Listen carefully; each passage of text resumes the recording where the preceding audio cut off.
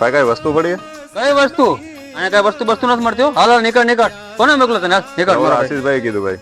આશીષભાઈ કીધું હા કેવું છે બોલો ને ભાઈ. RC royal stock Splendor pride RC આપો ને ભાઈ એક.